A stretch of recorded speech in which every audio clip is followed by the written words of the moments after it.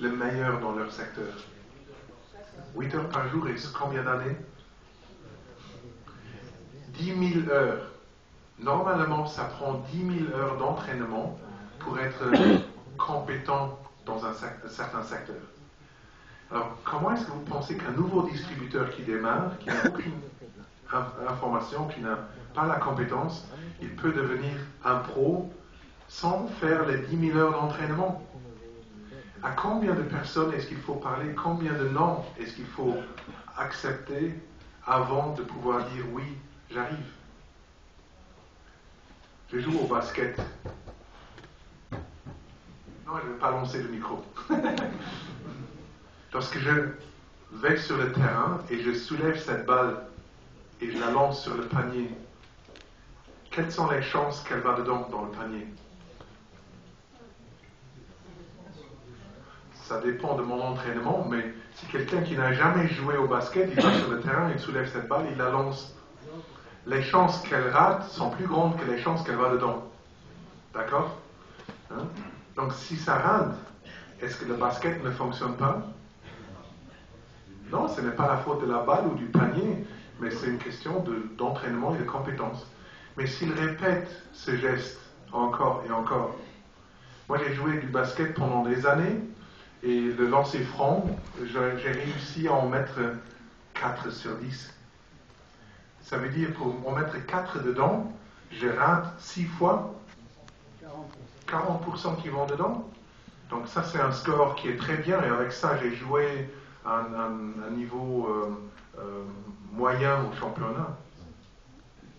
Je n'étais jamais un bon basketballeur, j'étais juste grand.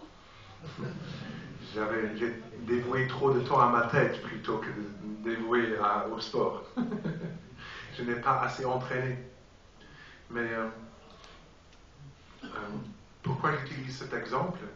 Très souvent, un nouveau distributeur, il va sur le terrain, il parle avec 5 personnes et il pense, les 5 doivent démarrer. Moi j'ai démarré, donc eux ils doivent démarrer. Mais pensez à la balle que vous lancez et acceptez qu'il y a des gens qui disent non. Je dirais que 3, peut-être 5% de la population ont le désir ou la compétence ou la volonté de faire ce genre de métier. Les autres sont conditionnés à travailler pour le chef. Ils n'ont pas le mental pour dire je veux sortir de ça. Ils disent je suis content si j'ai un chef qui me dit ce que je dois faire. Je suis content de travailler pendant 40 heures et d'avoir ma retraite. Vous ne pouvez pas les aider. Vous vous rappelez le pourcentage? 3 à 5% qui sont prêts à être dans cette salle, à faire ce que vous faites.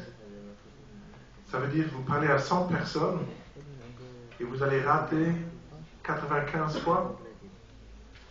95 fois non. Mais le basket fonctionne quand même, la balle peut aller dedans. Donc, c'est dur.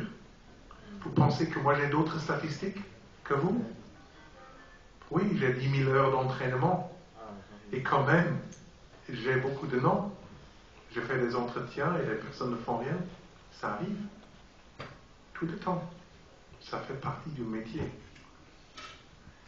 Et c'est pour ça qu'on est bien rémunéré lorsqu'il y a des gens qui démarrent et qui commencent et qui font et qui montent un réseau.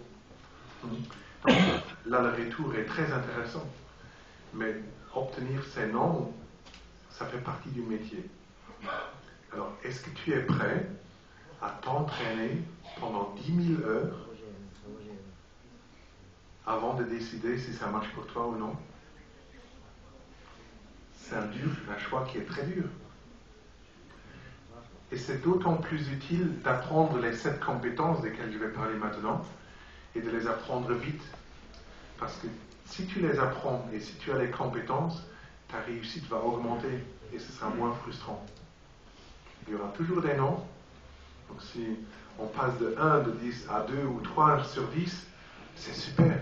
Mais pour aller à 4 sur 10, je vous dis, impossible. Avec tout l'entraînement du monde, je suis pro. Sur 10, j'ai 7 noms. Ça fait partie du métier. Mais je suis libre. Je suis libre de choisir les gens auxquels je parle. si je pense qu'il n'est pas intéressé, aujourd'hui, je n'ouvre même plus la bouche. Mais si j'ouvre la bouche et si je parle à quelqu'un, j'ai à chaque fois le rendez-vous.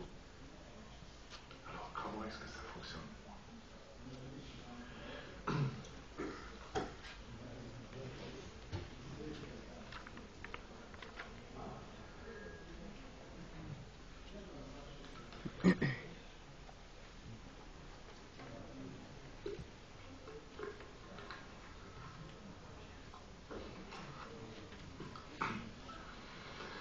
Est-ce que vous avez au Maroc des personnes qui ont la réussite, qui ont changé leur métier, qui sont passés du 40 heures au pro?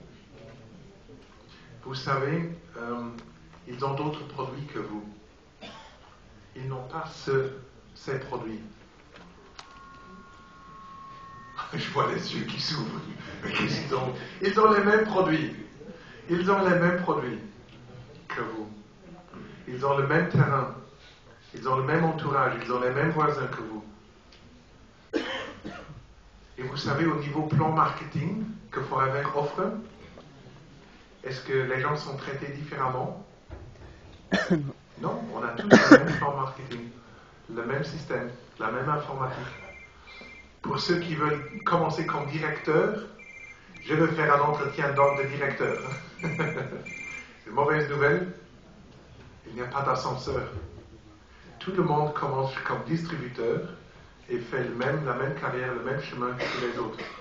Et à force de s'entraîner, à force de faire les 10 000 heures d'entraînement, mais c'est là où on obtient les compétences et les avancements et les gratifications, si vous voulez, les différents niveaux.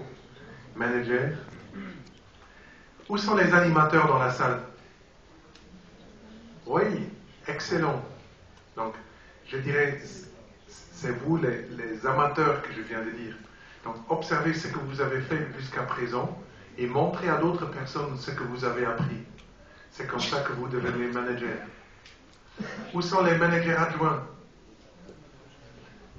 Oh, il y en a plusieurs, ça me surprend, parce que très souvent, la position de manager adjoint n'est pas très longtemps tenue. Ou bien on reste animateur très longtemps, parce qu'on ne comprend pas à passer ce message, ou lorsqu'on commence à avancer et à créer une équipe, on passe très vite manager. Donc la position de manager adjoint est normalement une question de 6 semaines. Normalement, ça va très vite. Une fois que ça commence à bouger, mais on devient manager. Où sont les managers? Bravo. Ça, c'est le début. Excellent.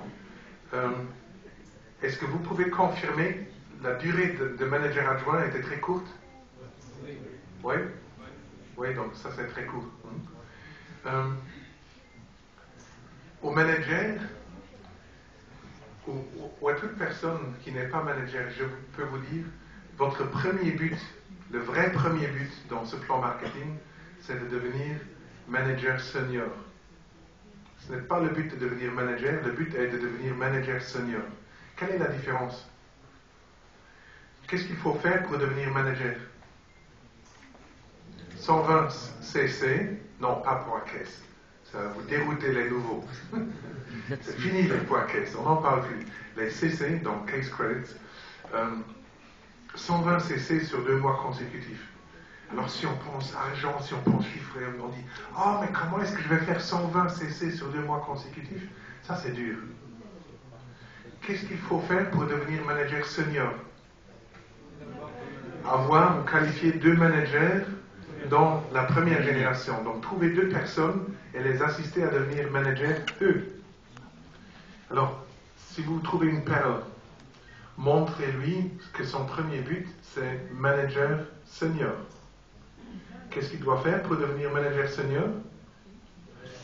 Trouver 2 perles, trouver 2 personnes qui sont prêtes à devenir manager senior, eux. Et ce qui se passe, mais c'est ce qu'on vient de voir au Maroc, et c'est pour ça que ça a ravagé. Mais eux, ils l'ont fait au départ. Regardez la quantité de managers seniors qu'il y a au départ. Il y a 10 générations au même essor, donc, et c'est exactement ça qui s'est fait au Maroc. Correct, Hassan? Oui. Hein? et c'est pour ça que c'est allé tellement vite.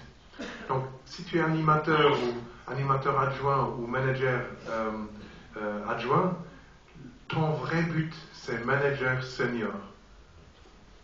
Donne à d'autres personnes ce que tu veux obtenir et tu auras tout en retour toi-même. Montre à d'autres personnes comment devenir manager senior eux. Ok? C'est la vision.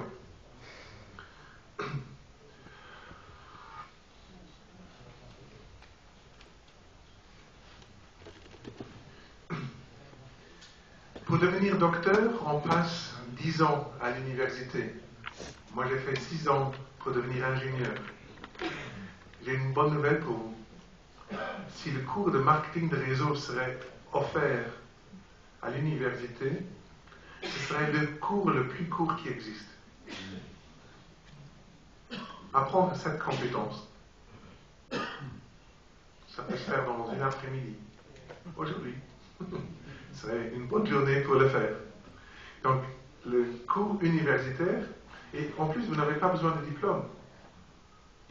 Vous pouvez travailler tant que vous voulez, où vous voulez. Personne ne va vous demander votre âge, votre passé, votre expérience. Si vous avez eu un passé difficile, ce n'est peut-être pas parce que vous êtes moins intelligent que quelqu'un d'autre, mais c'est peut-être les circonstances. Quelles étaient vos possibilités lorsque vous étiez jeune? Est-ce que vos parents ont pu vous envoyer à l'école? On a tous le même cerveau. On est peut-être tous un peu plus ou moins informés. Et ce n'est jamais trop tard pour s'informer. Donc, ce cours d'université, les 7 compétences qu'on va parler maintenant, mais c'est la formation la plus courte qui existe et qui vous donne la meilleure rémunération du monde. Parce qu'on est très bien payé pour ce qu'on fait. Ou Hassan, connais-tu un autre travail comme ingénieur où tu pourrais développer ce genre de salaire? Non? Toi, où ça va? Non? Et voyager le monde? on ne peut même plus énumérer où on s'est rencontrés partout. À Budapest, à Vienne, à Hawaï, ou encore à Las Vegas. La voiture disco à Las Vegas, Phoenix, Denver, on était. Washington. C'est beau de voyager avec Forever. D'ailleurs, là, on va à Londres. Qui vient à Londres avec nous? Waouh, super, excellent. Une vingtaine. Et c'est qui paye? C'est qui paye? C'est Forever qui paye? Oui. Pourquoi est-ce que Forever fait ça? Mais c'est la récompense. C'est la reconnaissance pour un bon travail qui est fait. Alors, lorsque j'étais ingénieur, j'ai chaque année fait le voyage aux États-Unis pour voir les autres ingénieurs, pour des rencontres de formation, pour savoir qui j'ai au téléphone de l'autre côté. Donc, dans l'industrie, c'est la même chose. Alors, Rexmond, il met les têtes ensemble, les meneurs ensemble, pour qu'on puisse se parler, pour qu'on puisse se voir. On a des équipes qui vont dans d'autres continents, et lors des rallyes, mais on peut s'échanger les têtes et les idées. Comment tu fais? Comment tu dis ceci? Quelle est la pub? Qu'est-ce que tu écris comment est-ce que tu utilises Facebook? Donc, ce sont des genres de discussions, lorsqu'elles prennent place, permettent un échange. Et ça n'a pas de prix. Et c'est pour ça que Forever, que Rex nous invite pour nous mettre ensemble, pour renforcer cette synergie d'équipe et pour échanger les idées.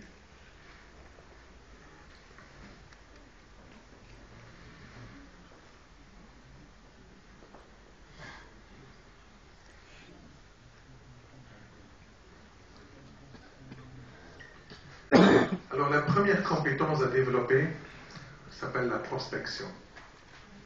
Oui, on est dans un métier de prospection. Et si quelqu'un vous raconte autre chose, il vous ment. Il faut trouver des gens. Donc, pour faire la prospection, il faut parler aux gens. Mais à qui est-ce qu'on peut parler? Je vous parie que vous connaissez tous 5000 personnes. Si vous faites la liste, qui vous vend le pain chaque matin? Qui est votre docteur? Qui était assis à côté de vous à l'école primaire, qui était votre voisin là où vous habitiez lorsque vous aviez 15 ans, là où vous habitiez lorsque vous aviez 25 ans, là où vous habitiez à 40 ans. La semaine passée, j'ai livré pour 3000 dirhams de produits à un voisin d'en face où j'habitais lorsque j'étais jeune. C'est un contact que j'avais fait au départ du réseau, où je les ai appelés, je les ai rencontrés. Bonjour, on prend un café et une clientèle s'est développée. Ça tient maintenant 10 ans et commande régulièrement. Des anciens voisins comme ça, j'avais 10 ans lorsque c'était mes voisins, mais j'ai pris le soin de les appeler, de les rencontrer un de ces jours, au début de mon activité. Et lorsque 10 ans plus tard, vous avez cet appel et ce client régulier qui vous contacte, je leur dis, oui, je passe et j'amène du temps. Et on va bavarder pendant 1 heure de comment se passent les vies et qu'est-ce que j'ai vécu et qu'est-ce qu'eux ils ont vécu. Ce sont des gens très sympas et j'adore leur livrer des produits. Donc, regardez dans votre entourage où sont les gens que vous connaissez et notez les noms. Faites la liste des noms. Ça, c'est une liste qui est perpétuelle. Et on en ajoute toujours. Moi, j'ai ma liste dans mon téléphone. Vous avez un téléphone avec une liste de noms? Ils sont déjà là. Mais j'ai encore un autre fichier où je note, donc lorsque je pense à quelqu'un, je les note. Donc je ne suis jamais au chômage. Je ne suis jamais au chômage. Lorsque il n'y a personne qui m'appelle, lorsque mon équipe me laisse travailler, lorsque je suis à la maison et je dis, ok, maintenant je veux remplir mon calendrier de rendez-vous, je prends cette liste et je regarde, mais qui est la prochaine personne avec laquelle je veux téléphoner. Là-dessus se trouve aussi, j'ai une pile de cartes de visite sur mon pupitre. Chaque fois où je suis en route quelque part, je parle avec quelqu'un, mais j'essaie d'obtenir sa carte de visite. Imaginez, vous êtes en ville, vous êtes seul, vous ne connaissez personne. Combien de temps est-ce que ça prend pour obtenir la carte de visite d'une personne en face de vous? Moins d'1 minute. Juste la demande. Alors, je peux vous montrer comment ça se passe. C'est devenu un jeu pour moi. D'ailleurs, je l'ai appris à Rabat, ce jeu, de Émile Faudeux. Merci Émile, s'il est là. On a attendu un petit taxi pour venir dans la salle de formation. Et du taxi, il y a une dame qui sort avec une sacoche avec Marie. C'est un réseau. Non, c'était pas Oriflamme. Non, pas avant. Oui, voilà. Et Émile lui demande, donc, les taxis, embouteillage et tout ça, donc, combien de temps est-ce qu'on a pour garder, pour préserver un taxi? Quelqu'un sort, on entre dedans. Combien de temps est-ce qu'on a? 20 secondes 20 secondes maximum. Le taxi veut partir. Donc, elle sort avec sa sacoche et Émile demande, ah, ça c'est bien. Vous gagnez bien votre vie avec ça? Elle dit, ça pourrait être mieux. Il dit, mais on devrait parler de ça, j'ai une offre pour vous.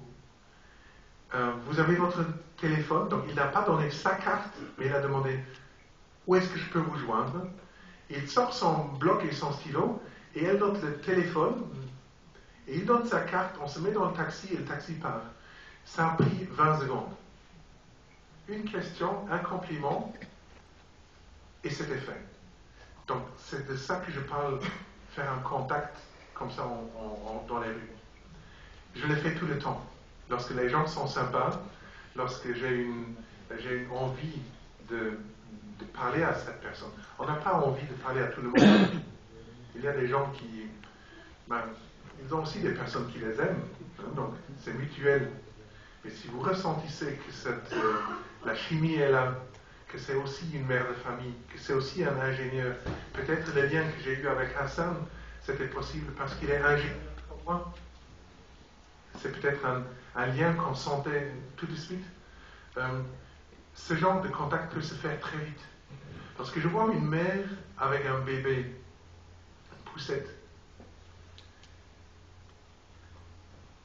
Quelle est la plus grande importance de cette mère dans sa vie?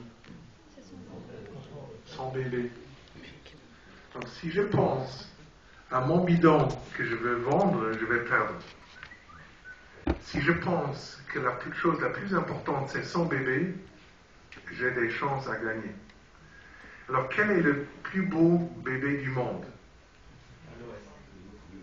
L'aloe, merci. Non, c'est pas là où je voulais. Je ne vais pas vous manipuler. Pardon? Le mien, oui, voilà, bravo. Donc, en fait, chaque maman a le droit de penser que son bébé est le plus beau du monde. La nature l'a fait comme ça, et c'est très bien comme ça. La maman doit pouvoir aimer son bébé. Donc, peu importe comment est le bébé, la maman va trouver que c'est le plus beau bébé du monde. Lorsque vous faites un compliment, ne mentissez jamais. Il ne faut pas mentir. Mais si vous faites un compliment à quelqu'un, ça ouvre les portes.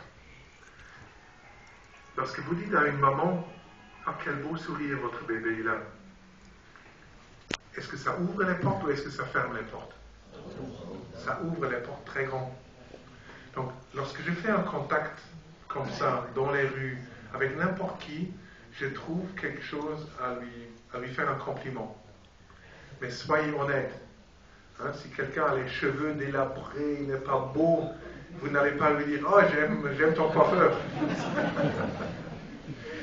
Il saura que vous lui mentez et vous avez perdu.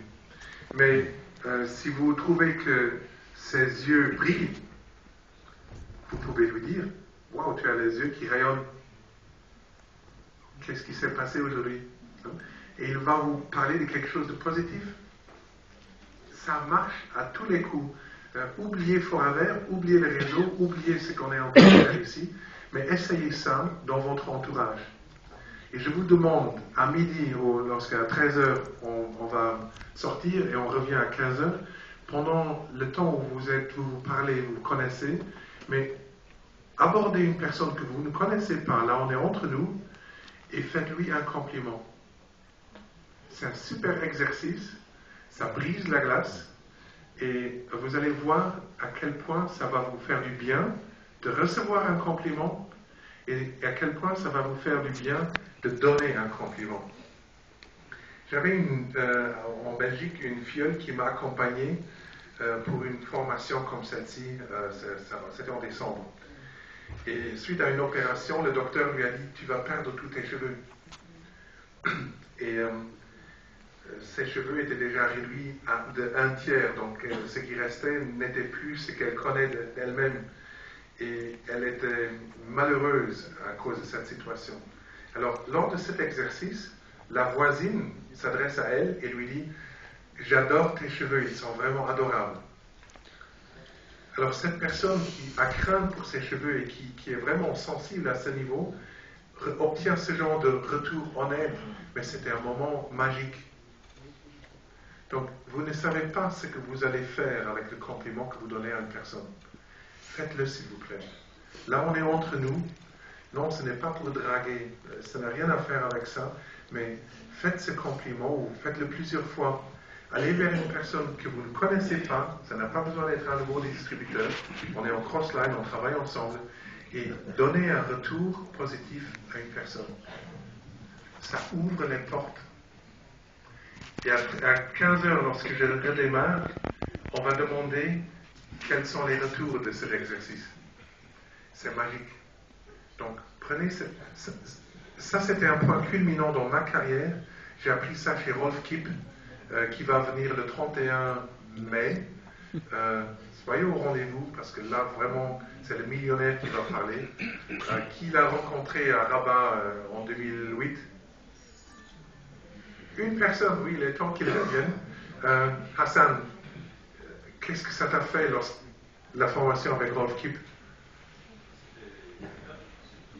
C'était une super conférence, surtout qu'on a devant soi quelqu'un qui avait dans le temps 13 ans d'expérience, d'ancienneté. est réputé pour être le numéro 1 dans le monde. Donc après, c'est après qu'on a senti le calibre de Rolf Kip, parce que pour une première fois, on a du mal à situer la personne quand elle une personne aussi célèbre. Mais après, on a découvert son parcours, l'activité, comment il travaille, son programme quotidien, et vraiment ça a donné beaucoup de poids à son profil. Voilà.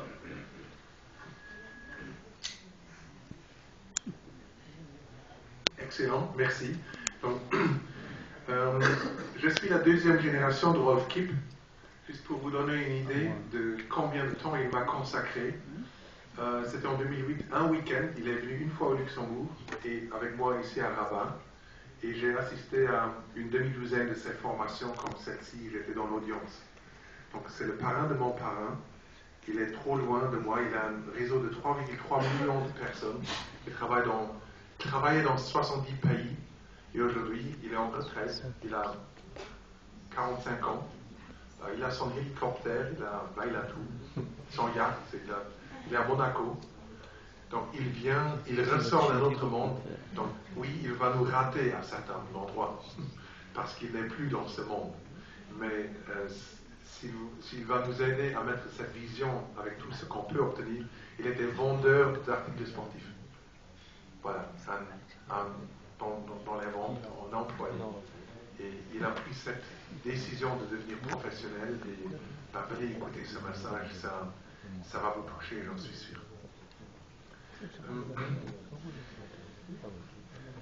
Avant de devenir pro, lorsque tu décides de devenir pro, va voir ton parrain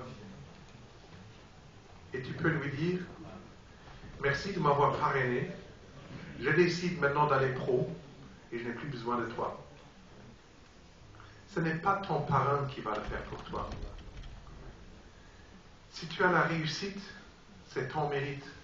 Et si tu as l'échec, c'est aussi ton mérite. Ça, c'est quelque chose que je dis à mes nouveaux fioles lorsque je les parraine. Si tu as la réussite, c'est ton mérite. Ce n'est pas le mien. Si tu as l'échec, ce sera aussi ton mérite.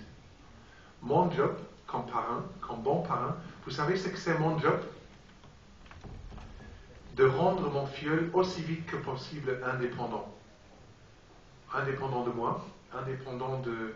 Hassan, combien de fois on se téléphone? Rarement. Mais lorsqu'on se téléphone, on parle d'amitié et on parle de famille. Si je dis, mon job c'est de te responsabiliser, de te rendre indépendant, tu l'as ressenti très vite.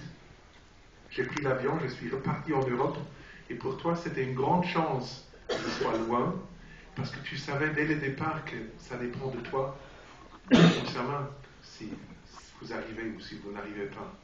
Ce n'était pas moi, et ça c'était clair dès le départ. Donc si je viens aujourd'hui pour vous parler, c'est pour partager mon histoire avec vous. Mais je ne peux pas faire la différence pour vous, c'est à toi de la faire. Donc ne responsabilise pas ton parrain pour quoi que ce soit. Peut-être il est jeune dans cette activité, peut-être il est un des anciens, peut-être il a tellement travaillé qu'il est brûlé et qu'il prend sa retraite. L'aigle qui arrête de frapper les ailes, vous vous rappelez hier soir? Donc, ouais. Donc je pense que ça a peut-être fait quelque chose que tu ne sois pas là tout le temps, parce que ça nous a donné l'occasion de nous exprimer, de compter sur nos propres moyens.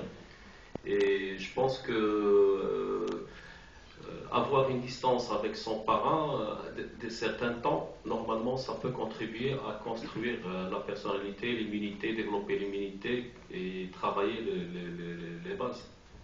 Donc c'est bien la distance, parfois, elle rend service. Voilà, exactement.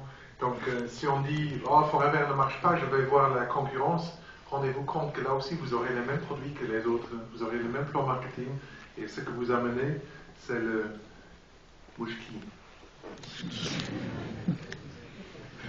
C'est correct? Prospection. Vous savez, tout est possible. Personne ne vous dit comment faire.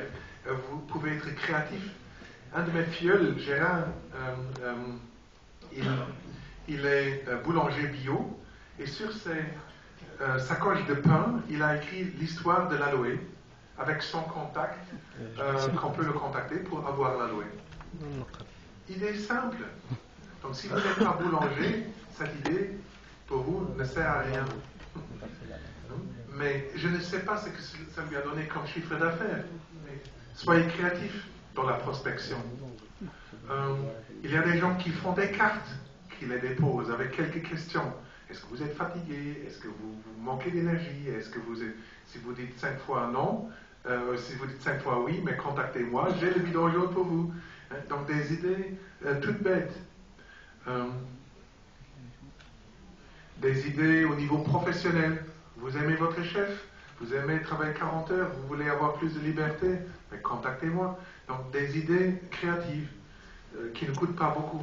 Mais je peux vous dire une chose, si 1000 personnes vont mettre ces cartes dans toutes les boulangeries, sur tous les coins, ça ne va plus marcher. Ça marche lorsque vous êtes le premier à faire quelque chose. Facebook, la prospection sur Facebook, est-ce que ça fonctionne? Non. Vous avez un peu d'expérience? Qui a eu des retours par Facebook? C'est vrai. Allô? Tu peux traduire ça en arabe pour moi? La prospection Qui a